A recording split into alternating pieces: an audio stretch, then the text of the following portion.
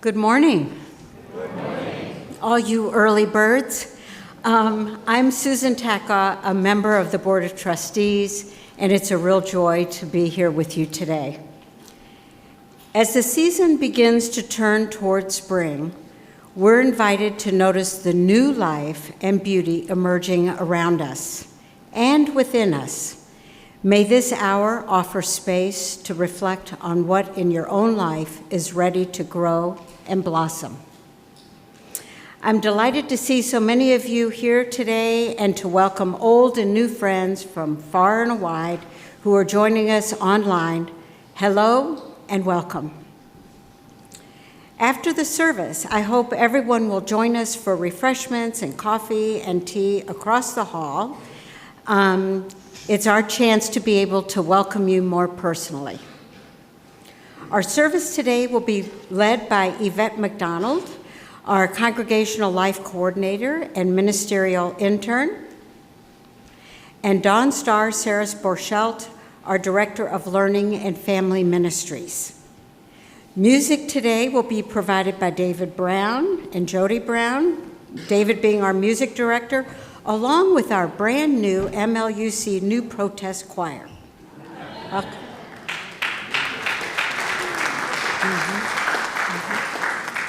Our worship associate today is Bob Barker, and as always, many thanks to our media team in the back. As many of you know, there's always a lot happening here at MLUC, so please be sure to check the back of your order of service for upcoming events or visit our website at mluc.org to learn more. And now I invite you to silence all of your electronic devices and then join together in affirming our mission statement. Together, we transform lives through love, service, and our welcoming faith. Good morning, everyone. You will notice, indeed, that the choir behind me looks a little bit different than it usually does because we are welcoming a number of friends from the MLUC community, from the community at large, to join our main MLUC choir as a protest choir, the MLUC Justice Choir. And we aspire to be so much more than just a choir that sings protest songs in this, relatively speaking, little space for all of you. Although we love performing for all of you, we are going to be making our functional debut at the No Kings rally in Ardmore on Saturday, March 28th at 2 p.m. at the corner of Ardmore and Lancaster. And I say this not only so you can come support us, but so that you might come sing with us as well. By definition, protest songs are inherently learnable. We hope that people who hear us in Ardmore on the street will join us, will start to sing along with the chorus as they hear the repetition. Likewise, it is my hope that many of you will join us as well this morning. Actually, there are a couple seats that vacated. I'm mostly kidding, but these songs are inherently learnable. They're powerful. We encourage you to join. The first song is actually written by a dear friend of mine, Malila Hollow, who is the music director at the Unitarian Universalist Congregation of Long Beach. And many of you know Long Beach is directly adjacent to LA, which was one of the first sites where ICE descended en masse. And actually all of the songs we're going to be singing this morning as a choir were composed or arranged within the past 2 months in direct response to what's happening in the world. And so I believe that if the composers, particularly those who have been present where terror is happening in their neighborhoods, can preserve optimism through music, then we could as well.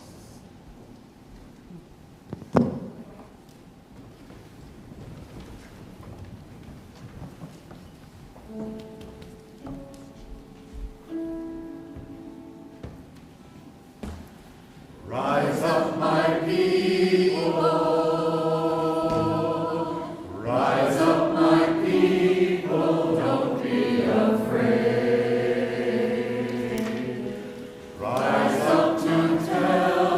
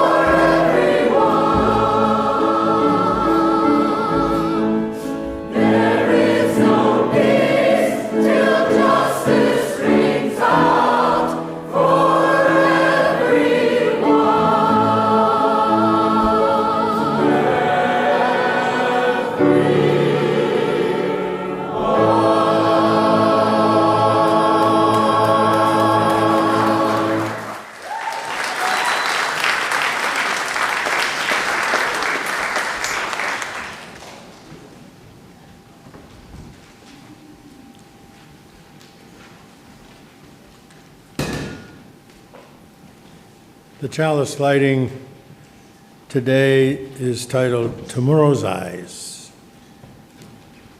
We are old, Mother, though we don't believe it, not quite yet. We refuse the evidence handed to us so coldly. We still know we're young, thinking of tomorrow and beyond. Though our view is shorter now, our vision fades, a blessing. I watch the children holding all tomorrow in their hands. Swift and rippling laughter sings, chasing sunshine, still dancing. Now please rise as you wish and join in singing the first hymn, number 95, There Is More Love Somewhere.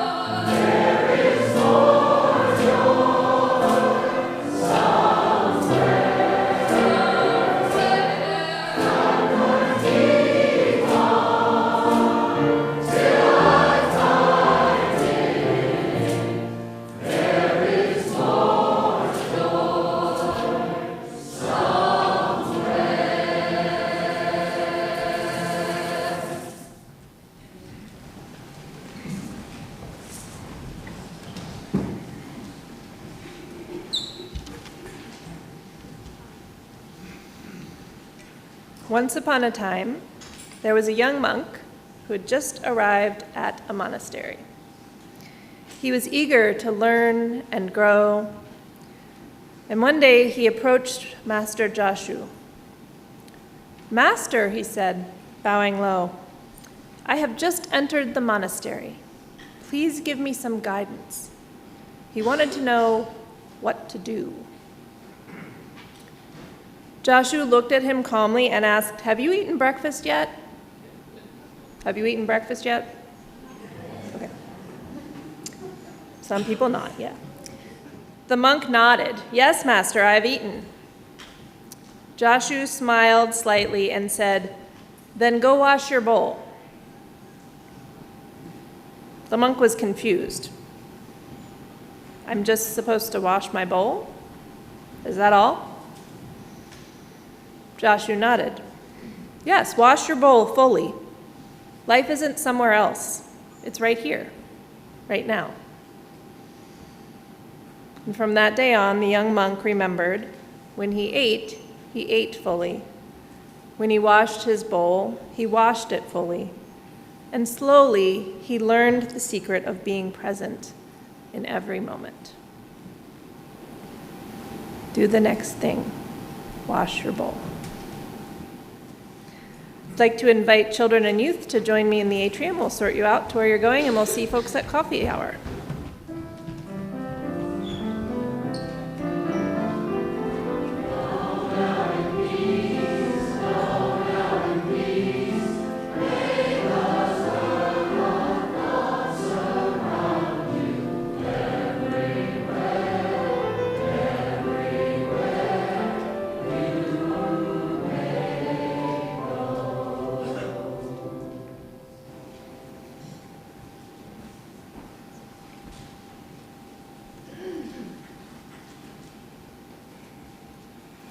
This month, the recipient of MLUC's offering outreach is Mitzvah Circle. This organization is located in Lansdale, and it provides support for people and families in need. As needed, they provide clothing, shoes, diapers, women's supplies, books, household goods, toiletries, and more to the families that need them. Some of these families face homelessness or are fleeing violence. They are often living below the poverty line. Mitzvah Circle provides ongoing assistance, referrals, coaching, and support. They collaborate with 255 community partners that serve vulnerable populations in hospitals, shelters, and schools. In 2025, Mitzvah Circle assisted over 500,000 people. This organization aligns with the UU principles and values of interdependence, generosity, and transformation. If you wish to make a cashless donation, please scan the QR code in the inside of the order of service. If you are at home, you can make a cashless donation by following the directions on the screen behind me. The offering will now be gratefully received. Will the ushers please come forward?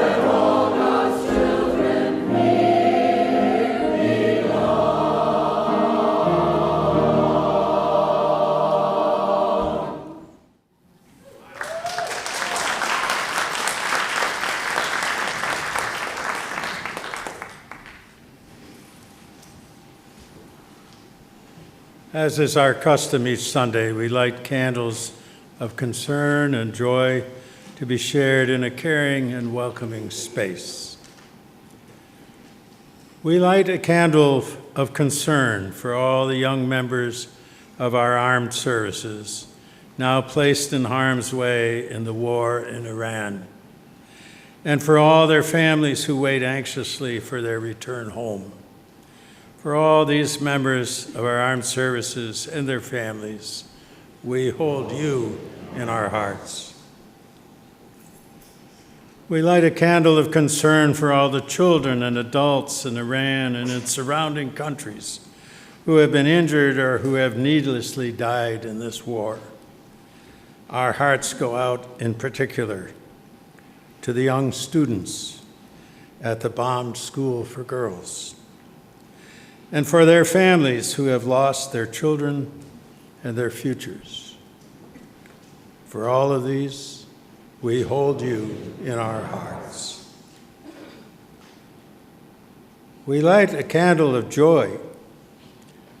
Jodie Brown tells us that David Brown will soon celebrate his 37th birthday.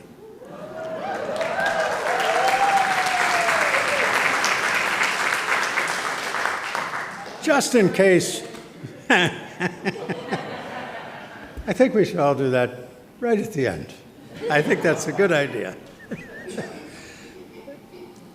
David, if you don't know it, of course, is our musical guru and leader. And he engages all of us to make music in one way or another. David brings love, sincerity, joy, thoughtfulness, and caring to our community and everywhere he goes. Jodie assures us that she is only kind of biased. Happy birthday, David, and may you enjoy many, many more. For David, Jodie, and their families and friends, we hold you in our hearts. Happy birthday to you. Happy birthday to you. Happy birthday, dear David. Happy birthday to you.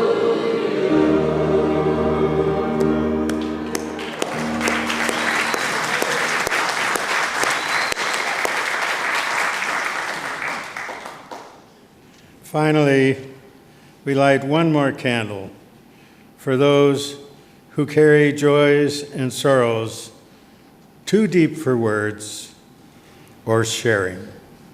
For all of you, we hold you in our hearts.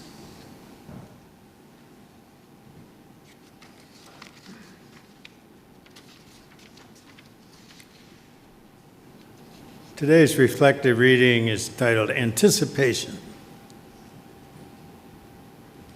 As I approach each spring in my life, I find myself becoming watchful. I watch the trees, the dark gray sentinels that have cast their shadows across the snow and frost of winter.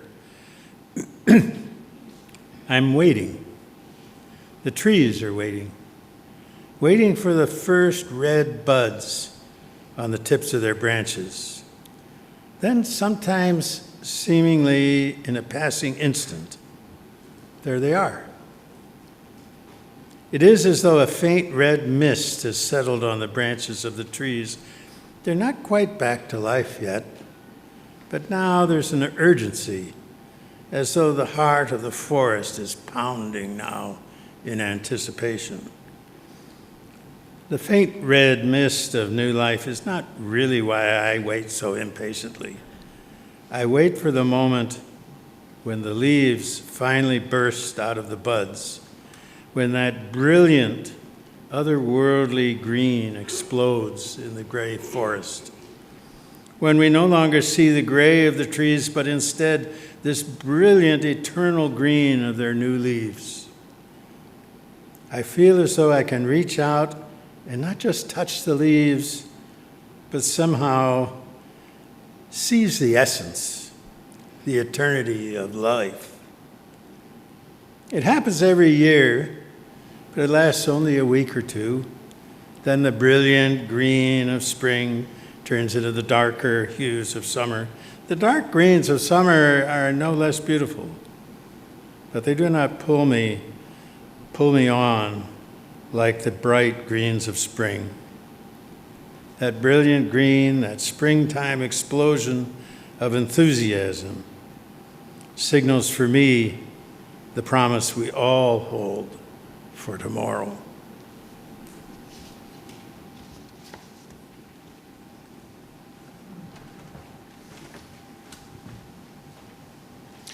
Speak for Us is a brand new composition that came to me a week and a half ago within about a half hour. It is quite simple. I was sitting in my office here and made the grave mistake that many of us make on a routine basis. I decided to check Facebook, which I try not to do. Among all platforms, I try not to check Facebook.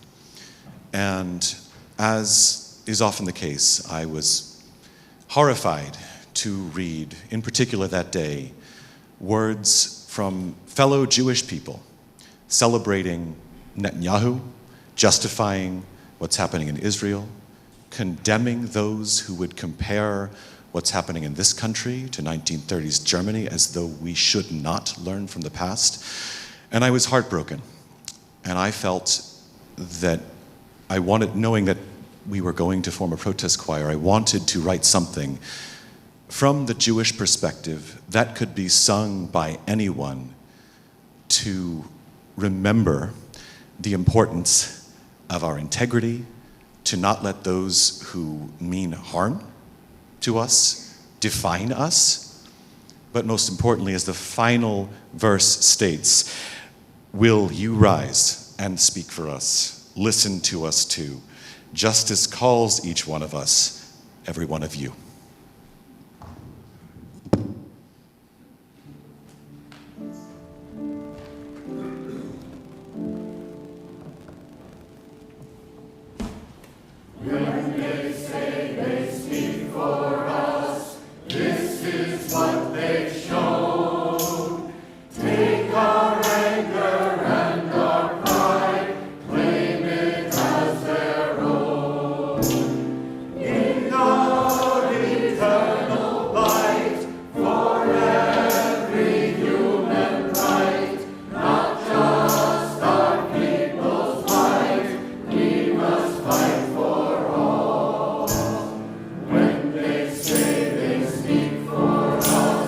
Cast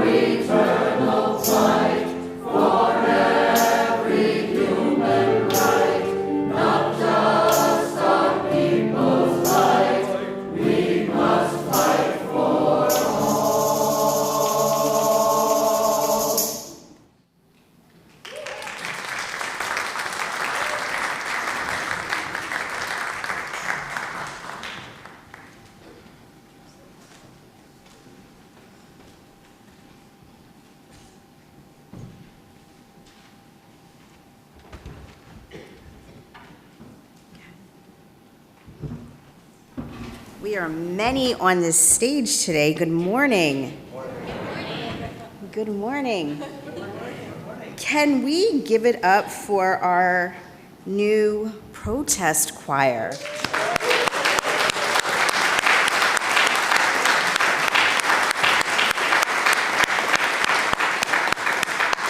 And David, our music director, thank you. Thank you. This is great. Are you all loving it? Can you imagine this group of people and more people on the streets who have yet to become our friends singing part of this choir? It's going to be amazing. Thank you for that vision. So, can you all hear me okay? Yeah, great. Happy daylight savings. We made it here on time. I made it here on time. I got to tell you, this is my least favorite time of year. Just because I get so nervous that I am going to casually just stroll in with my coffee and just oblivious that something has already started because I am an hour behind schedule. But thankfully, I am here on time, and you all managed to get here on time today. So that is a win and a joy. And spring is upon us, and I wanted to share about today's theme. This month's theme is about paying attention. Sam, can you put up that slide?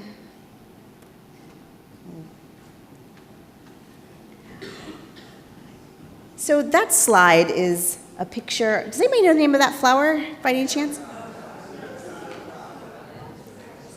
Snowdrops. Is it really? Snowdrops. I love it. I was walking out from work the other day, and I was paying attention. And that is what I saw, and I wanted to take a picture of it and share it with you all today. The days are certainly stretched a little bit longer. And this region that we live in is starting to wake up from winter slumber. And the green shoots, oh, it's gone. It's okay. It's okay. The green shoots are starting to pierce through the warming of the earth. The birds, I'm noticing and I'm paying attention that they are singing a little bit louder. And I sense a shift in the air that spring is upon us.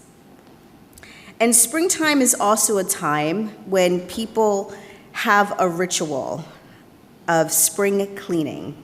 That's actually what I spent my day doing yesterday, was cleaning and sweeping and putting rose water in the corners, and it was actually really refreshing. It was really refreshing, open the windows. And I started to sweep out the old things. I started to make space for new things. And I noticed that each season invites us to pay attention. And it's guiding us to move in harmony with its rhythms.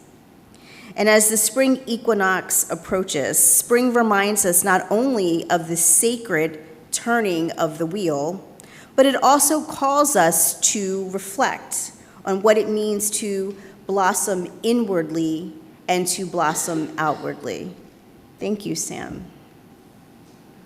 The question is, have you been paying attention? Have you been listening? Have you been paying attention to the annual wonder of renewal, of growth and possibilities that are starting to bloom all around us? Spring is a season that is filled with lessons in hope. It arrives when we think it won't, and sometimes things just start popping up out of nowhere with the sudden burst of warm air. Spring offers us lessons in transformation and vulnerability. Many of you know that I moved here from Maine, and I noticed it here as well, there's this in-between season, this little bit of I like to call it a faux spring, where we think spring has arrived, it has warmed up. You see little shoots, little flowers coming coming up, and then we are pulled back into winter, right? So we might get this surprise snowfall, the temperatures might dip, and this faux spring that I call it, it doesn't stop the buds from popping out, right? It doesn't stop the shoots from pushing through, and sometimes you will see the shoots mixed in with the snow. They keep pushing through, they keep growing, never knowing if the sun is going to continue to shine. The shoots, the buds, the birds, they are all taking a risk. They're all taking a risk to exist. They are all taking a risk to bloom into something new. Not only is spring officially arriving this month, but it is also Women's History Month. We have a new banner up. Yeah. Yeah, you can clap.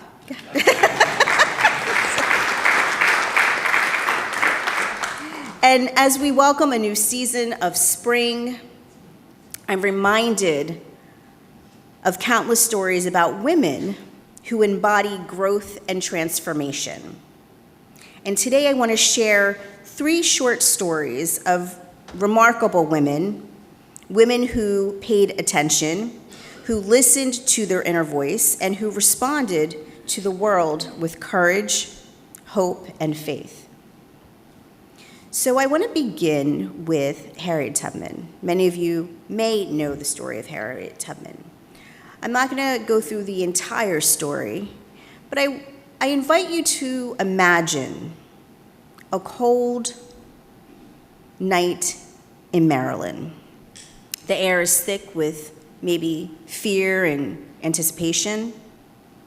And Harriet is only guided by the North Star, and her unwavering faith moved silently as she made her way north in the darkness. And every time she moved forward, she was taking a risk, the risk of being captured, which sometimes would have meant unimaginable harm or death. But yet, Harriet pressed on, not just for herself, but for her family, her friends, and complete strangers who were yearning freedom. And as many of you know, Harriet could have just stayed put, right? When she was free, she could have just stayed where she was, but she didn't. She returned time and time again, risking her life to guide more than 70 people to safety through the Underground Railroad. And even when the road was dangerous, even when it was uncertain, she pressed on, believing not only in her gifts of her intuition, but she pressed on for freedom and liberation for all. Her courage did not mean she was without fear. It meant she chose to move forward time and time again, despite it. How many of you know Octavia Butler, have heard of Octavia Butler? Yeah, some of us. Amazing. Octavia Butler is celebrated as a literary genius. She wrote Afrofuturistic science fiction, expanding our understanding of what is possible, not just for Black futures, but for all of us. Butler's path her path to become an author was not easy. Her story is, you may not really know too much about her story. She faced daily challenges of dyslexia, and she had social anxiety that she said paralyzed her. And she was met with obstacles that were meant to silence her and deter her soul. Octavia Butler refused to let adversity define her. Instead, she nourished her creativity, she nourished her imagination, and she would get up at 2 o'clock in the morning before doing all of her various jobs to start writing. And she did this for years, persevering through rejection letter after rejection letter after rejection letter from publishers because they said Black people did not belong in science fiction. She never stopped believing in her voice or the power of her story. Octavia once said, "Every story I create creates me. I write to create myself." Now let that just land there for a minute, because to me, like, that is a whole mood, right? She said, "Every story I create creates me. I write to create myself." And then we have the many women whose names you may or may not know. They might be neighbors, they might be friends, they might be family members, all around us, who quietly, maybe in the still of the night, they dream. They pay attention. They reflect on their lives, their hopes, and their dreams. And these women are listening to the stirrings within their own hearts, called to grow, called to emerge, called to show up in ways that perhaps even surprise themselves. Their courage may not make the headlines, but it shapes their families, it shapes their communities, and it shapes the world that we live in. Every day, ordinary women everywhere are rising to meet challenges, nurturing those around us, and daring to imagine new possibilities for themselves and for all of us. So I ask you this Sunday, what story are you writing for yourself this season? Are you able to hear your deepest, truest voice, even amid the noise and the demands of daily life? How are you making room to let go of what no longer serves you? How are you making room to welcome new growth that spring promises us each and every season? So I know it may sound really bold to ask these questions right now, right? Like how can I be asking these questions right now in the middle of all the mess and all the uncertainty that swirls around us? But I ask because chaos and trouble will come, as it always does, just as seasons do. But don't let the challenges of life keep you from leaning in, keep you from listening and paying attention to what your heart is saying to you. David, you and I had this lovely conversation, right? You listened, and we have this choir here today singing this amazing music. You listened when you turned on your Facebook. Sometimes that's not the best thing to do, right? But you listened, and it drove you to write that beautiful song. Thank you so much. So are you listening?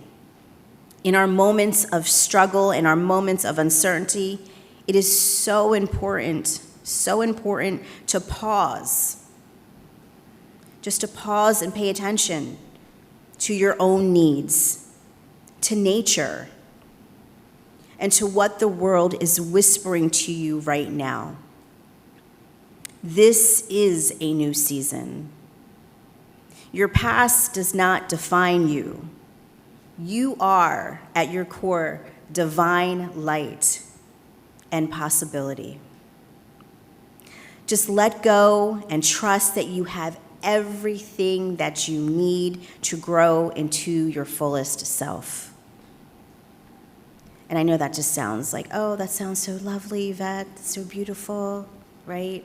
And you might be wondering, how do I do that? How do I do that? How do I step aside and let my true self emerge? How do I really listen to my inner voice? Well, you start small. You start small, and you start today. Answer that quiet little nudge of a new idea that you've been thinking about. Make the connections that you are seeking. Have the courage to share your truth. You don't need anybody's permission. You can name it out loud. You can call it in for yourself every single day. Get yourself a little notebook. It might turn into a book. Right? Right, Rick? It might turn into a book. Write it down if you have to. You don't need anybody to co-sign your blessings or validate who you are.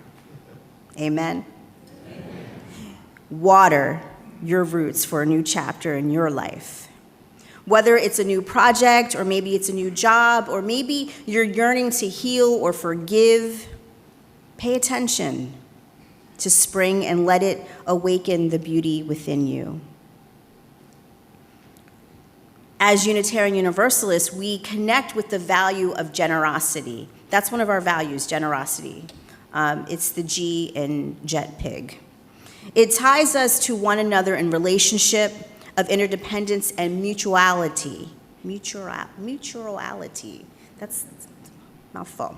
How can we embody that this spring, right? How can we be generous to ourselves, to our community, and to the world? Robin Wall Kimmerer, author of Braiding Sweetgrass, which is one of my favorite books, explains that nature gives us so much. Nature gives us so much that the only thing one can do in the face of such profound generosity is to turn around and do the same. So I invite you to do the same. I invite you to choose yourself. I invite you to be generous. I invite you to transform and grow and to offer your gifts back to your community, back into the world. Let's take a look around at this amazing community of people right here. People here who love you, people here who care about you, and people here who will hold the space for your growth. They want to see you shine. They want to see you blossom, and they want to see you win. Amen? Amen. That was kind of weak. I mean, I'm saying, like, we have a whole community here, right? I mean, let's affirm that. We have a whole community here that loves you. Oh, okay. And we love each other, right? We are here to see each other win. Amen. So hold on, dear ones, through each season. Hold on through each sunset, each day, each dawn. Have the courage to be vulnerable, to break through the faux spring soil with hope of sunnier weather and warmer days. Because you are the architect. You are the main character of your story, and you are the CEO of your own life. Amen, ashe, and may it be so.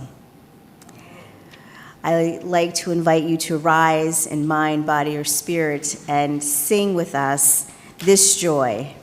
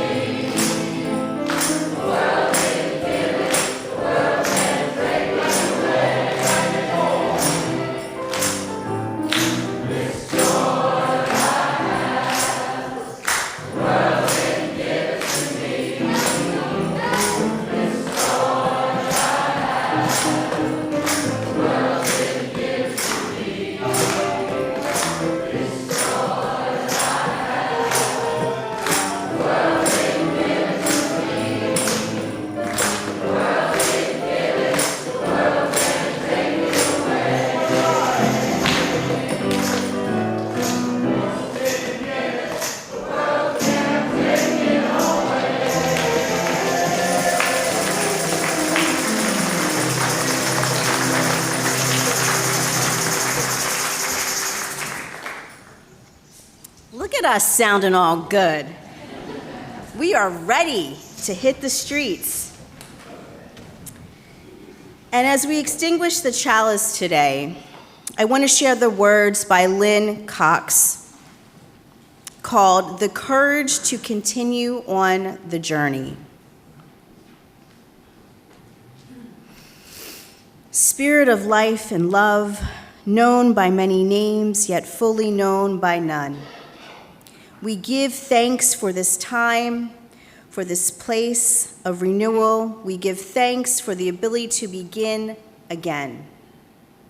After the disaster, after the tragedy, after the loss, after the meeting, the challenge set before us, grant us the courage to continue on the journey, the courage to speak up for the well-being of others, of ourselves and the planet.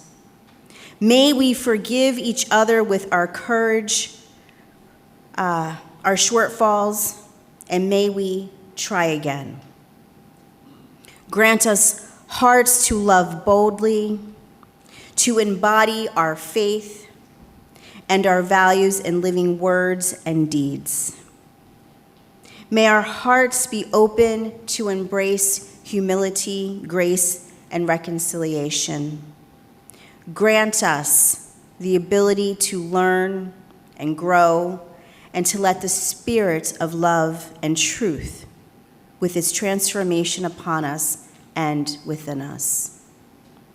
Grant us the spirit of hospitality and willingness to sustain a fit dwelling place for the holy that resides in all beings.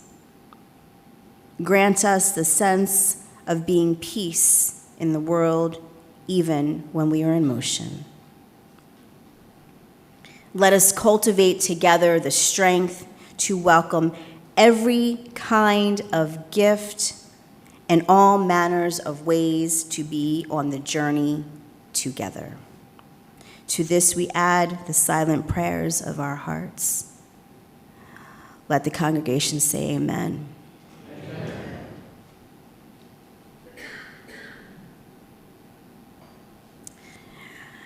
As we head out today, I want to invite us all to sing the postlude called Hold On. Hold On is a song, a chant, a prayer, a manifestation, if you will, written by Heidi Wilson.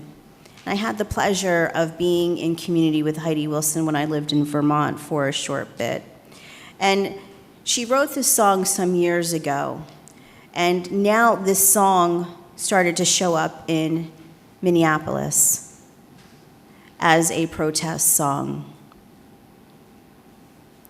There is no need to just sing it 3 times or to sing it 4 times.